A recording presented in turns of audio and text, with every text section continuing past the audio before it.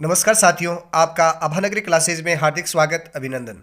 आज हम कक्षा 6-7 का गणित विषय की कार्यपत्रक 69 उन सत्र लेके आए हैं जिसमें लैस पे और मैस पे एलसीएम और एचसीएफ की समझ विकसित करना, इसको सरल करेंगे। ऐसे ही और वीडियो देखने के लिए मेरे चैनल को लाइक शेयर और सब्सक्राइब कीजिए। चलिए पहला क्वेश्चन हल कीजिए। और किससे संबंधित अपनी दक्षता है? लैस है और मैस है। तो सबसे पहले 7 के 8 गुणज लिखिए। 8 गुणज 7 के, तो 7 का एक बार, दो बार, तीन बार इस प्रकार मल्टीप्लाई करके, गुणा करके आप 8 गुणज लिख सकते हैं। तो 7 के 8 गुणज क्या हो जाएंगे? 7 एकम 7, 7 दूनी 14, 7 तिये 21, 7 चौक 28, 7 पंजे 35, 7 छक 42, 7 सत्ता 49, 7 अट्ठा 56। ठीक है, तो इस प्रकार कितने हो गए?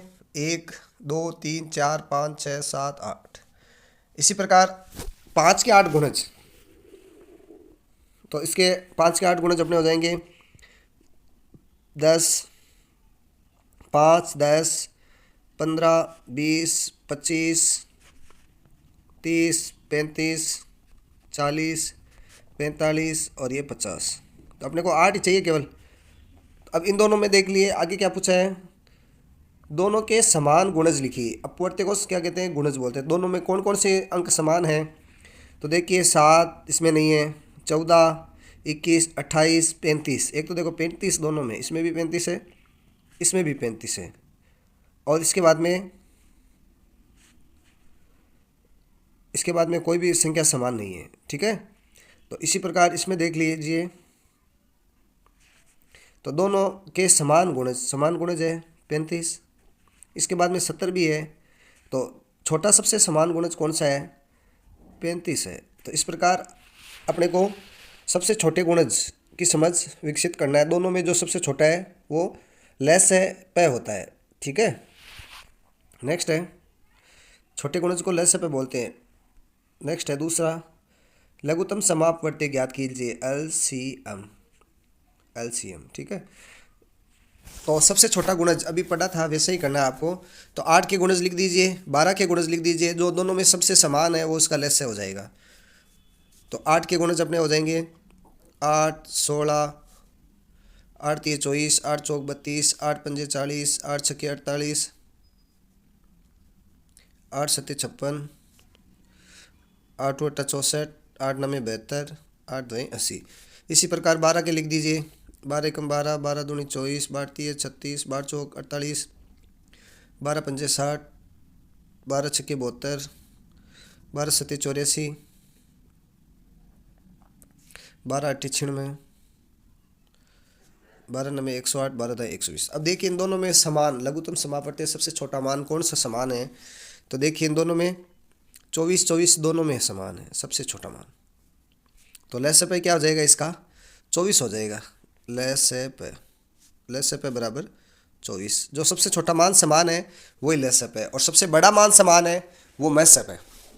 ठीक है, चलिए इसी प्रकार 3 और 10, 3 और 10 में जो सबसे छोटा समान मान होगा वो इसका लेस पे हो जाएगा। 3 के गुणज अपने हो जाएंगे 3 एकम 3, 3 दूनी 6, 3 तिये 9, 3 चौक 12, 3 पंजे 15, 3 छक्के 18, 3 सत्ते 21, 3 अट्ठे 24, 3 नवे 27, 3 दाई 30। इसी प्रकार 10 की टेबल लिख लीजिए, 10, 20, 30, 40, 50, 60, 70, 80, 90 और 100। अब दोनों में समान कौन से अंक है सबसे छोटा? तो देखिए यहाँ पर भी 30 है और यहाँ पर भी 30 है, तो इसका लेस है क्या जाएगा? लेस है 30 आ जाएगा। जो सबसे छोटा समान गुणज है वो इसका लेस है। इसी प्रकार अब देखिए 5 और 15, 5 की टेबल लिख दीजिए, 5, 10, 15, 20, 25, 30, 35, 40, 45 और 50। ठीक है, इसी प्रकार 15 की लिख दीजिए, 15, 30, 45, 15 चौके 60, 15 पंजे 75, 15 छक्के 90।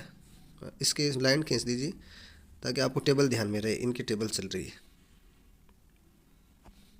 अब इसमें देखिए दोनों में समान कौन सा है? देखो इसमें भी 15 है सबसे छोटा गुणज, इसमें भी 15 है, तो लेस से क्या हो जाएगा? इसका 15 हो जाएगा। अब 7 और 8 का समान गुणज कौन सा हो सकता है? दोनों का देख लेते हैं, 7 का भी देख लेते हैं और 8 का भी देख लेते हैं। 7 की टेबल 7 14 21, 7 चौक 28, 7 पंजे 35, 7 छक्के 42, 7 7 49, 7 8 56, 7 9 63, 7 10 70।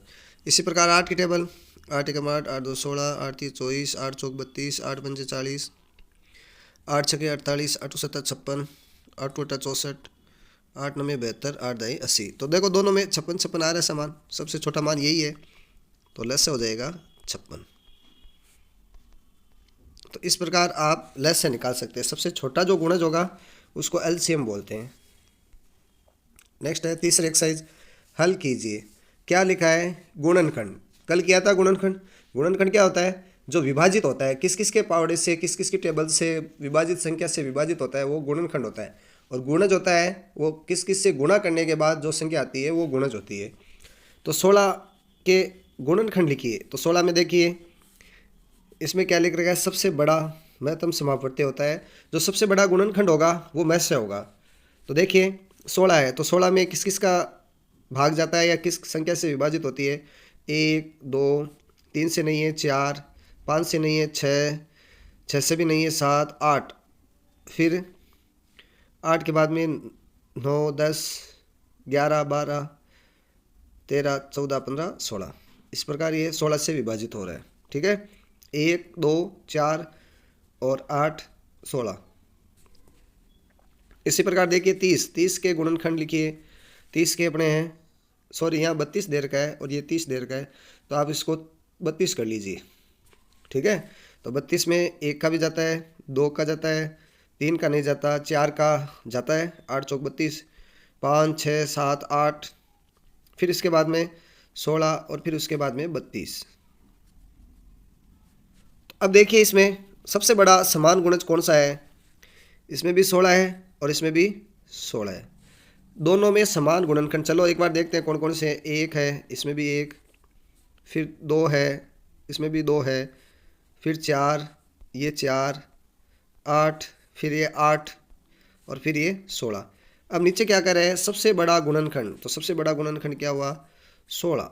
तो इसका मैथ से क्या जाएगा? मैथ से पे 16 हो जाएगा। इस प्रकार आप कर सकते हैं। ठीक है, जिसको एमसीएफ भी बोलते हैं। नेक्स्ट है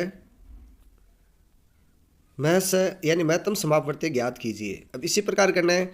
64 के 120 के इन सभी के आपको मैथ से निकालने। तो निकालने का तरीका वही है, लेकिन हम एक भाग विधि से भी कर सकते हैं। भाग विधि क्या है? इसमें देखिए 64 दे रखा है, तो 64 में 2 का भाग दीजिए 32, फिर 2 का भाग 16, फिर 2 का भाग 8, फिर 2 का भाग 4, फिर 2 का भाग 2 और फिर 2 का भाग 1 बार। इसी प्रकार 120 का, 120 में 2 का भाग 60 बार, फिर 2 का भाग 30 बार, फिर 2 का भाग 15, फिर 3 का 5, फिर 5 का 1। अब ये इसमें देखिए समान कौन कौन सी संख्या है, फिर उनको आप गुणा कर दीजिए। तो इसमें भी 2 है, ये 2 यानी 2 लिख दिया आप, यहाँ कर लेते हैं 2। फिर 2 और है, ये 2 बराबर है। फिर देखिए एक बार और है 2, ये गुणा 2। फिर देखिए यहाँ 3 आ गया, यहाँ 2 2 चल रहा है। तो इसका मतलब अब जो समान संख्या है उन्हीं को ही आपको लिख के फिर उनको गुणा कर लीजिए। तो 2 दूनी 4, 4 दूनी 8, तो ये मैथ्स है इसका 8 आ गया। अब इसी प्रकार 24 और 36 का कर लेते हैं। भाग विधि से, विभाजन नियम से भी कर सकते हैं आप 36 का और 24 का, और ऐसे भी कर सकते हैं, दोनों से कर सकते हैं। चलो भाग विधि से कर रहे हैं। 24, तो सबसे पहले 2 का भाग जाता है 12 बार, फिर 2 का भाग 6 बार, फिर 2 का भाग 3 बार, फिर 3 का भाग 1 बार। इसी प्रकार 36 में 2 का भाग 18 बार, फिर 2 का भाग 9 बार, फिर 3 का 3 बार, फिर 3 का 1 बार। अब देखिए समान कौन कौन है? इसमें भी 2 है, इसमें भी 2 है, ये 2 आ गया। फिर देखिए एक बार और है 2 समान, ये 2 आ गया। फिर देखिए इसमें 3 और इसमें भी 3। तो अब इसका देखिए आप 3 दूनी 6, 6 दूनी 12, इसका मैथ से हो गया। आ गया समझ में? इसी प्रकार 2 और कर सकते हैं आप। चलिए देखते हैं। 128, 2 का भाग जाता है इसमें 6 और 4 64। अब फिर बाकी के आप यहाँ से देख सकते हैं, ये 64 है ना, ये बाकी के आप इधर से ले लेंगे। फिर इसी प्रकार 54 है, 54 में 2 का भाग 27 बार, और 27 में 3 का भाग 9 बार, 9 में 3 का भाग 3 बार, फिर 3 का भाग 1 बार। इनमें समान क्या है, 2 और 2। फिर क्या है, 3 3 आ गए, लेकिन इसमें 3 है नहीं इधर वाले में, तो इसका मतलब क्या आ जाएगा, 2 आ जाएगा।